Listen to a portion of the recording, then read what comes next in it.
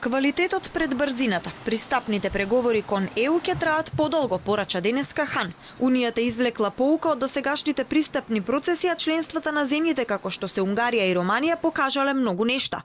Во иднина ќе се чека подолго и ќе се бараат квалитетни реформи пред да се отворат вратите кон европското семејство. Квалитетот пред брзината. На крајот од болниот процес граѓаните сакаат владење на правото, како што се покажа на протестите во Романија против корупцијата. Процесите што ги поттикнуваме во Западен Балкан би требало да добијат многу поголемо ниво на неповратност кога станува збор за воспоставување владење на правото и борба против корупцијата. Хани на својата последна посета на Македонија јасно стави до знаење дека промената на името не е единствениот услов за влез во ЕУ и потребни се темелни реформи на кои мора многу да се работи. Треба да се нагласи потребата да се реформите да ги фокусирате во одредени области. Сите сме понесени од успехот на спогодбата подпишана со Грција, меѓутоа преостануваат уште многу прашања на кои што треба да се работи.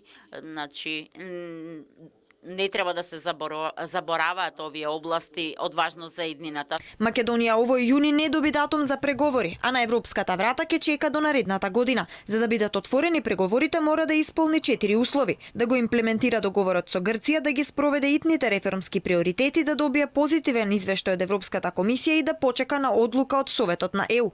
Во меѓувреме во рок од неполна година целосно ќе треба да се реформираат црните точки кои се услови за Брисел да ни даде датум: судството, администрацијата, борбата со корупцијата и безбедноста.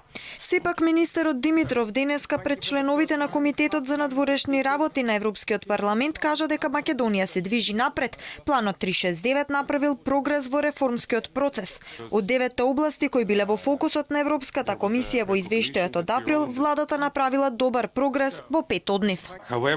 Не бараме скратени патишта или незаслужени награди, но би сакале успешните приказни и шанси да бидат соодветно валоризирани и искористени, особено во време кога на регионот, но и пошироко, му требаат такви примери. Земјата допрва ја чека скап, комплексен и неизвесен процес на скрининг период на кој подлежи како земја која очекува датум за почеток на преговорите со Европската унија.